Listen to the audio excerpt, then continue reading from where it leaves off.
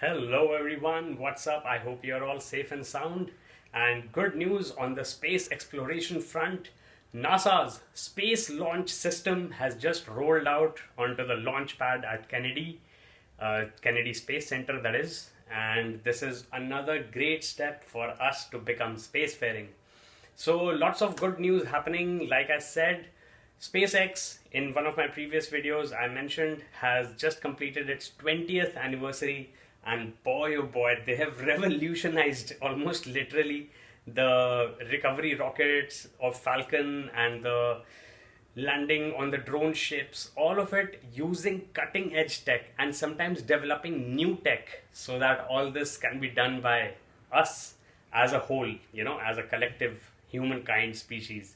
So that's why sometimes I get a little upset when people ask, why are we spending money as a species on space exploration when there are so many issues that need to be addressed here on Earth?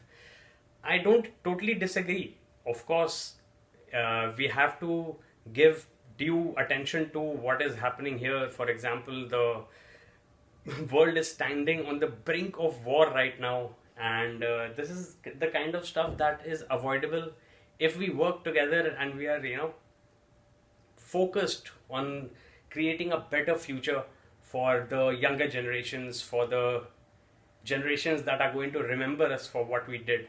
And if we are just remembered as the destroyers of Earth, that's kind of like a supervillain thing that might have a good place in Marvel or DC or any mythology like Indian mythos.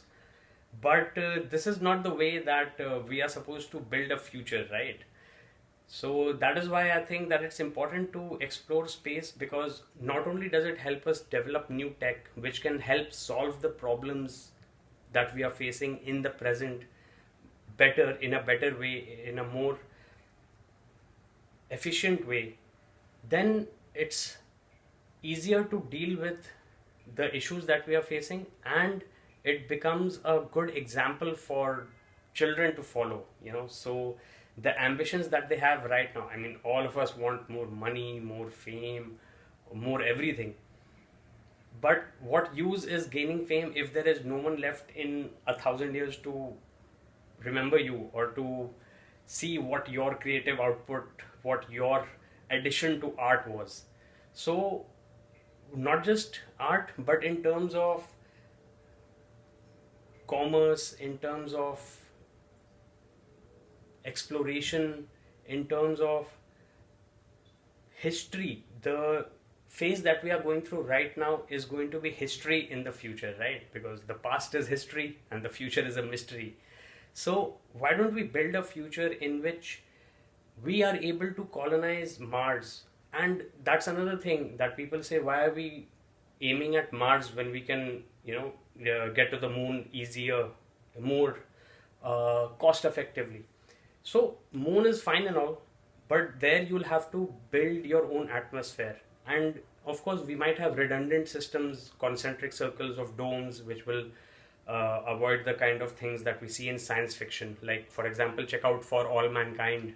So, in that, there is a depressurization event on the moon base, and that leads obviously to a lot of mayhem and perilous situations for astronauts. But apart from sci-fi, and sci-fi of course is a great offshoot, right? It's a great launch pad for real science to follow. But going to Mars is the long-term goal, because first of all, it has its own atmosphere, and so it can be terraformed over centuries to become actually habitable. And of course, once we start living there, then the people who will be born there, the humans or the Martians who will be born there, will have a natural tendency to adapt to those environments and to make the best physically, biologically out of the environmental factors on Mars. So that's the thing about Moon and Mars. And overall, what I'm trying to say is that the younger generation, and that includes all of you who are watching this, you should try and set sights not as an individual that I'm going to take myself to the moon, or I'm going to go to the Marianas Trench and discover new species which are being found all the time. What we should do collectively is to be kind to each other, because we are all humans after all. We are not from some other planet. In fact, it's up to us to make humankind reach other planets. And that is the kind of future that I look forward to. Please do make sure to share what you think our future should look like, because after all, together it's easier to bring about mass change. At an individual level, we try and contribute what positivity we can, what creativity we can to the world. But for something future building, we need to get together and have a nice ambition that we are going to break free of Earth's orbit on a regular basis, and interplanetary travel is going to become a thing of routine, right?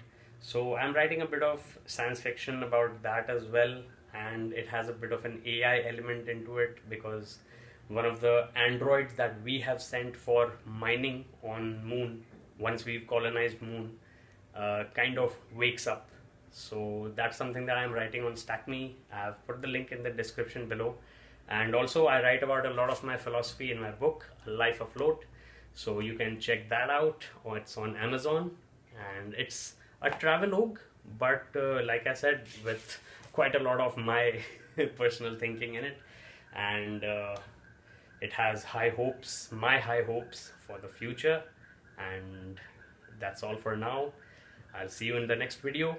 And of course, for those of you who are sports fans, Indian Premier League starts this Saturday. So that's going to be my shorts, highlights, live videos.